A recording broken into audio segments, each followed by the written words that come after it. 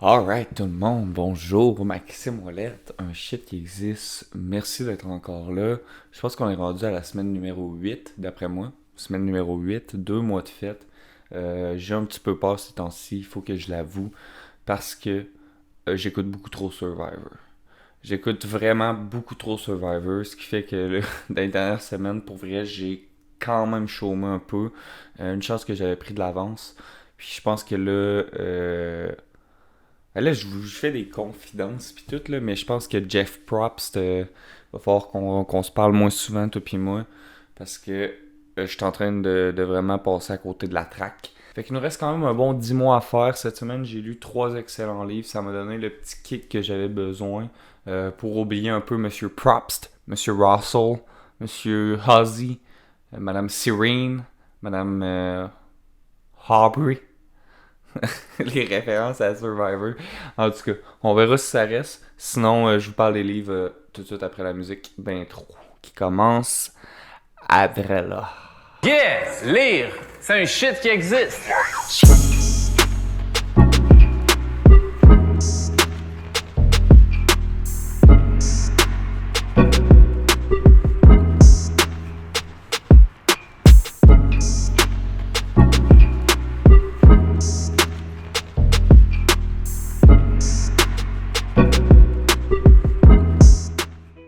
Cette semaine, dans le cadre du défi, on a 2 premières fois. Premier recueil de poésie, premier essai, premier recueil de poésie de l'année. Puis on y va avec un recueil excellent. Un recueil d'un auteur que vous connaissez peut-être sans le connaître et j'ai nommé Jean-Christophe Réel, La fatigue des fruits. Jean-Christophe Réel écrit souvent dans Le Devoir, donc si vous lisez Le Devoir, vous avez probablement déjà lu un poème de Jean-Christophe Réel. La page Instagram du Devoir partage souvent des poèmes de Jean-Christophe Réel qui a une plume qui est excellente. Personnellement, c'est vraiment la première fois où son univers m'intéresse autant. J'ai longtemps pensé que j'aimais pas Jean-Christophe Réel. Je sais pas pourquoi. Il y a quelque chose dans sa plume qui faisait que quand je le lisais dans Le Devoir, justement, ça me faisait pas triper tant que ça. Puis un jour, j'ai vu un petit extrait où est-ce qu'il fait la lecture d'un de ses poèmes. Et c'était vraiment excellent. Fait que je me suis dit, bon, il y a peut-être quelque chose dans mes clés d'interprétation qui fonctionne pas. Il y a peut-être une manière de lire Jean-Christophe Réel. J'ai réessayé de lire à voix haute ces poèmes que Le Devoir partageait. Puis encore une fois, il y avait quelque chose qui était off pour moi. Puis quand j'ai acheté les livres, j'avais mis La fatigue des fruits parce qu'on m'avait dit que c'était un excellent recueil de poésie. Et c'est effectivement un excellent recueil de poésie. Contrairement à ce qu'on est habitué de voir en poésie, ou du moins ce qui se fait souvent, c'est pas un recueil dans lequel on a l'impression qu'il y a des textes qui ont été garrochés pour faire un espèce de livre semi-complet. Dans le cas de Jean-Christophe Réel, il y a vraiment une espèce de cohésion qui se fait. Dès le début du recueil, on a l'impression que Jean-Christophe Réel bâtit un univers, puis qu'il nous traîne dans cet univers-là tout au long du recueil. Et c'est effectivement ce qui fait beaucoup de références à d'autres poèmes. Les thèmes reviennent, il y a des figures qui reviennent d'un poème à l'autre. Les poèmes n'ont pas de titre, ce qui est quand même relativement courant dans le milieu de la poésie. Sauf que ce que ça vient faire, c'est que ça nous donne l'impression de lire un très long poème. Au niveau du format du livre, parce que là je commence à être un petit têteux de l'objet livre, comme on dit. J'ai beaucoup aimé la page couverture, la texture du livre en espèce de velours cordé si on veut. Là où est-ce que pour moi ça fonctionne moins, c'est vraiment le format du livre.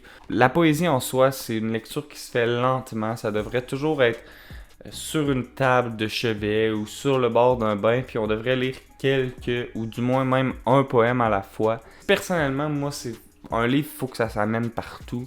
Puis ce format-là me plaît pas pour cette raison-là. Si je le compare à un livre moyen, c'est très gros, là. C'est vraiment, vraiment énorme comme format. Mais je comprends que, effectivement, si on fait ce qu'on devrait faire avec la poésie puis qu'on le laisse à la maison, c'est un format qui est intéressant. Personnellement, pour moi, ça m'a tanné un peu, honnêtement. Mais c'est rien de dramatique non plus, là. Je veux dire, ça reste toujours bien le format du livre. La police à l'intérieur est super. Tout est vraiment bien. C'est vraiment juste la grosseur. Je trouve ça un peu gros. Mais honnêtement, ça a pris quand même un certain moment avant que j'embarque quand même dans la plume de Jean-Christophe Réel. Il a fallu que je le lise à voix haute souvent pour apprécier. C'est un homme qui a une plume qui est métaphorique parce qu'il faut s'attendre à ce qu'il y ait de la métaphore puis de l'allégorie quand on lit de la poésie, mais c'est pas nécessairement ça sa marque de commerce. Faudrait que j'aille vérifier là, c'est quoi le nom de la figure de style. Là j'ai de l'air pas bon là, de dire ça, là. Mais quand on commence tous les vers par à peu près la même. En tout cas. Faudrait que je vérifie puis le max du montage pourra nous dire qu'est-ce qu'il y en est live. C'est un anaphore. C'est comme ça qu'on appelle ça, mon cher Maxime. Un anaphore. Très gentil. Donc, Jean-Christophe Réel, c'est ça. Ça, c'est sa figure de style à lui. Puis sinon, honnêtement, ben, cette figure de style-là, cette figure de répétition, d'insistance-là, fait qu'il y a ce petit rythme-là. Ça vient nous frapper un peu, mais pour pouvoir vraiment embarquer dans ce rythme-là, pour pouvoir vraiment ressentir la percussion de Jean-Christophe Réel, j'ai l'impression qu'il faut se servir de notre voix, de notre caisse de résonance. C'est ce qui va venir ajouter à la percussion tout son sens. C'est ce qui va faire qu'on va embarquer complètement dans l'univers de Jean-Christophe Réel. Donc si jamais vous venez qu'à lire La fatigue des fruits, déclamez.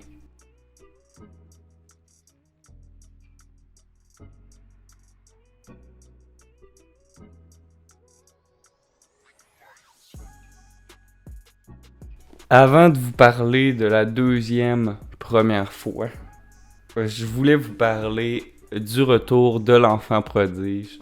J'ai nommé Jean-Philippe Barry-Guerrard avec son livre Haute Démolition. C'était pas un livre que j'avais mis dans ma liste de 150 livres, en toute honnêteté. Il me restait 7 ou 8 livres à aller chercher qui est en commande chez ma libraire. Je suis allé chercher ça cette semaine. Puis ça a été plus fort que moi. Il a fallu que j'achète Haute Démolition de Jean-Philippe Barry-Guerrard pour 2 raisons super simples. 1, j'ai adoré Royal, puis le livre continue de m'habiter. 2, j'ai écouté un podcast avec Jean-Philippe Barry-Guerrard et Thomas Levac dans lequel il parlait d'Haute Démolition. Et ça m'a vraiment donné envie de lire le livre. Jean-Philippe Barry-Guerrard, on le sait, c'est un expert en la matière de se plonger dans des univers. Dans le cas d'Haute Démolition, il se plonge dans le milieu de l'humour. Un milieu qu'il n'a pas eu facile cette année. Haute Démolition, c'est ça. C'est un livre qui se plonge dans le milieu de l'humour avec toute l'intelligence que Jean-Philippe Barry-Guerrard est capable de faire preuve. Dans ce livre-là, on suit un jeune homme du nom de Raphaël Massicotte qui est en train de vivre en fait le début de carrière d'humoriste. Donc c'est un humoriste pour qui les choses vont semi-bien, qui est en compétition avec ses amis qui eux réussissent un peu mieux que lui. Et à une soirée, il rencontre une femme qui va l'aider beaucoup tant sur sa vie personnelle que sur sa vie professionnelle. Puis cette jeune femme-là qui va devenir sa conjointe va finir par le laisser. C'est pas un gros spoil que je me permets de vous le dire parce que ça arrive quand même relativement tôt dans l'histoire. Puis en toute honnêteté, je veux dire, oui, cette histoire-là est intéressante, ça prend une bonne partie du roman, mais comme dans tous les livres de Jean-Philippe Barry-Guerrard, puis là je dis ça comme si je les avais tous lus, l'important c'est vraiment le travail de recherche, l'univers que l'auteur crée. Il y a possibilité en fait de faire complètement abstraction de l'histoire d'amour pour pouvoir vraiment se concentrer seulement sur tout l'aspect professionnel du livre. C'est sûr que l'aspect émotif va prendre beaucoup de place aussi parce que malgré le fait que c'est des humoristes, je sais que ça paraît pas souvent, mais ça reste des humains. Effectivement, les humoristes ont eux aussi des émotions. Donc, c'est un livre, l'histoire se passe sur 6 ans, plus ou moins. Encore une fois, Jean-Philippe Barry-Guerrard nous offre une narration qui est très intéressante. Encore une fois, c'est écrit au-dessus, mais cette fois-ci, avec un jeu qui vient s'intégrer dans la narration. Donc, on a un narrateur qui est homodiégétique. Et en plus de ça, le livre est une longue prolepse, ce qui fait qu'en fait, on se plonge dans un futur potentiel. Et c'est ce futur potentiel-là qui nous est raconté tout au long du livre. Et là, sans vous divulgacher la fin, parce que j'ai l'air d'être un vrai spoiler ce matin, Ce que j'ai trouvé, puis c'est vraiment pas un spoil, là, mais si vous voulez le skipper, je vais mettre un petit... Je vais vous dire quand que je finis de parler de ça, là. Mais j'ai trouvé vraiment intéressant le fait justement qu'on est dans une prolepse, dans un futur qui est potentiel, qui est hypothétique. C'est très facile avec ce genre d'histoire-là, avec ce genre de narration-là, de terminer avec une espèce de fin ouverte un petit peu facile. Finalement, tout ça c'était un rêve. Et Jean-Philippe Barry-Guerrard ne tombe pas dans ce piège-là. Pour cette raison, je lui lève mon chapeau. Je vous invite quand même à aller découvrir la fin par vous-même. La fin est intéressante. C'est sûr que ma petite curiosité de lecteur aurait aimé en avoir un peu plus, mais je sais que si j'en avais eu un peu plus, j'aurais été déçu. Donc, honnêtement, shout out GP. C'est très bien réussi au niveau de la fin. Donc, comme je vous l'ai dit, la marque de commerce de Jean-Philippe Barry-Guerrard, c'est vraiment de se plonger dans un univers. On sent encore une fois, comme dans Royal, qu'il y a un immense travail de recherche de faits.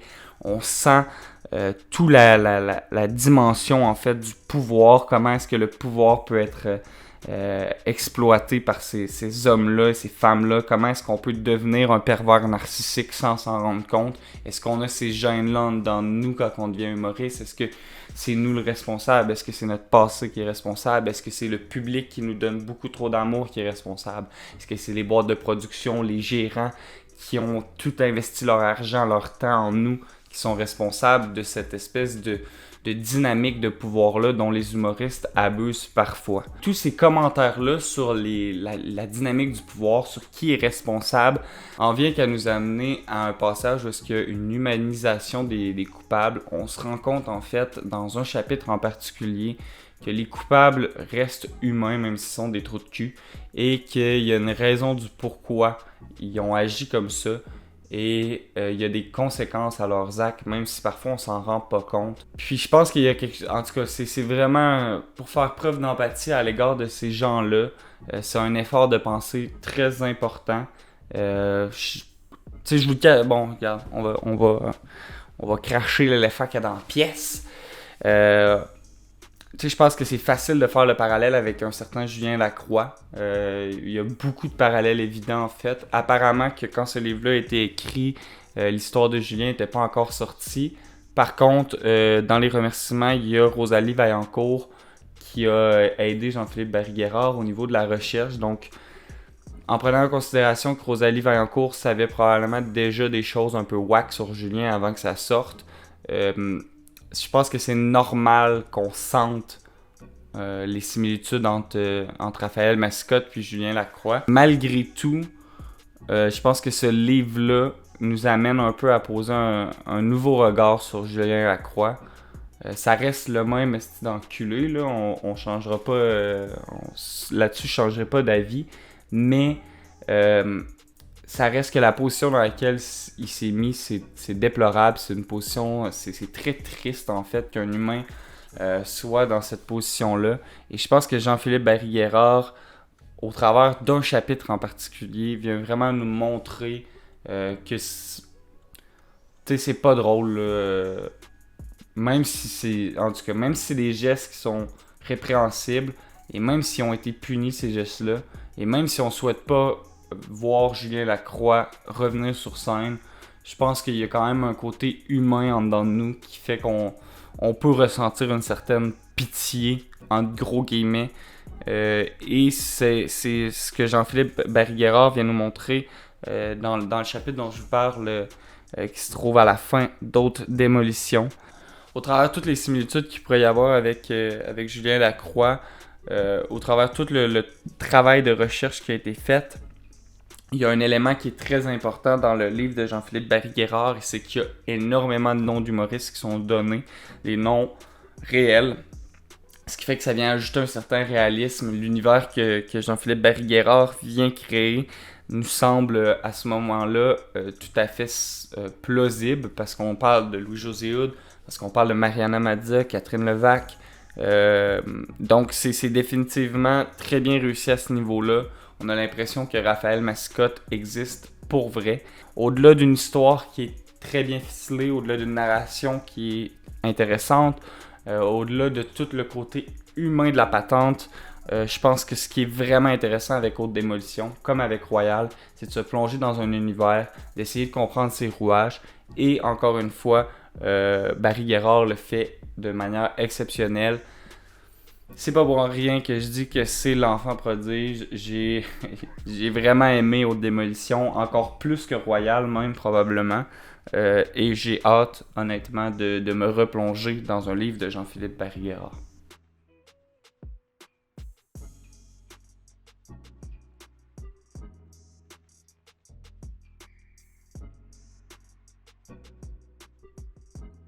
Le troisième livre de la semaine est un essai écrit par Hugo Latulippe. Ça s'appelle Pour nous libérer les rivières, qui est un plaidoyer en faveur de l'art dans nos vies.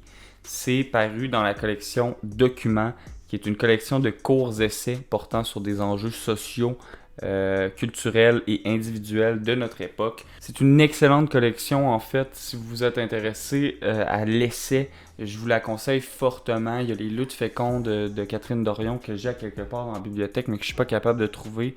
Il y a également un autre excellent essai qui, si je me trompe pas, est écrit par Samuel Arsenault, qui est un essai sur la classe moyenne que j'ai beaucoup aimé. Il y a un essai sur l'intelligence artificielle qui est très bon. Si je me trompe pas, Fanny Britt en écrit un aussi sur le féminisme. Mais aujourd'hui, je vous parle de Pour nous libérer les rivières de Hugo Latulippe, qui est un excellent essai. Et j'ai trouvé que ça allait très bien en fait avec ce que j'essaie de propager comme message avec cette chaîne-là. Que l'art en fait est la plus grande victoire possible contre le capitalisme. C'est un livre qui nous met en face du fait qu'on consomme beaucoup trop de divertissement, pas assez d'art. Et c'est un livre qui vient nous montrer tous les bénéfices possibles de l'art, que ce soit le cinéma, l'écriture, la musique. Hugo Latulippe vient nous montrer que l'art est un moyen de communiquer entre nous quand on se comprend plus. Ça vient nous montrer en fait qu'à cette époque de fin du monde, ou du moins de pré-fin du monde, c'est le moment parfait pour ne pas tomber dans le cynisme et plutôt se rabattre sur l'art. Et je vous conseille très fortement de suivre les conseils d'Hugo Latulippe. Je veux pas trop vous en dire parce que je veux pas complètement exposer sa pensée. Je suis très physique avec mes livres, je plie les pages que j'ai aimées où est-ce qu'il y a des passages qui sont intéressants. Et dans le cas de Pour nous libérer les rivières d'Hugo Latulippe, le livre est littéralement plié de bord en bord. C'est un livre exceptionnel, il nous parle de Pierre Perrault, il nous parle de la musique contemporaine, il nous parle de livres qu'on a lus, qu'on n'a pas lus, et ça nous donne envie en fait de nous plonger encore plus profondément dans l'art. Je vous conseille très fortement l'essai Pour nous libérer les rivières d'Hugo Latulippe. Ça se lit tout seul, c'est une lecture de 1 heure tout au plus, peut-être un petit peu plus si vous voulez faire des recherches au travers, si vous voulez souligner des passages. J'ai vraiment aimé ça. Il y a tellement de sujets par rapport à l'art qui ont pu être abordés dans cet essai-là, même si c'est très court. On nous parle de la dimension sacrée de l'art, on nous parle de son pouvoir en fait de communication. On nous parle du pouvoir en fait de l'art de rendre le lait magnifique. Hugo Latulippe, dès le début de l'essai, se présente comme n'étant pas un professionnel de la question, juste quelqu'un qui est investi par les sentiments. Et dès ce moment-là, j'ai senti en fait que j'allais avoir une discussion très intéressante avec Hugo Latulippe parce que c'est comme ça que je me sens en fait. Je suis vraiment pas un professionnel. Je vous parle avec les mots de tous les jours, du moins j'essaye. Puis j'espère que quand je vous parle sur cette chaîne-là, ça sonne pas prétentieux. Je pense que je le fais avec... je pense que j'essaie de le faire avec une certaine honnêteté. J'essaie de vous montrer en fait qu'on n'a pas besoin en fait d'embarquer dans des analyses super profondes pour apprécier une œuvre. Des fois j'ai un petit complexe d'infériorité puis j'ai envie de me mettre à vous parler de théorie pour vous montrer que j'en connais, mais en vérité pour vrai je suis vraiment pas un expert en la matière, puis je le fais vraiment juste par amour pour l'art. Puis je pense que c'est exactement ce que Hugo Latulippe a fait avec Pour nous libérer les rivières. C'est un livre qui est écrit sans prétention, un peu comme cette chaîne est sans prétention. Puis pour cette raison-là, j'ai beaucoup aimé l'essai d'Hugo Latulippe. Sincèrement.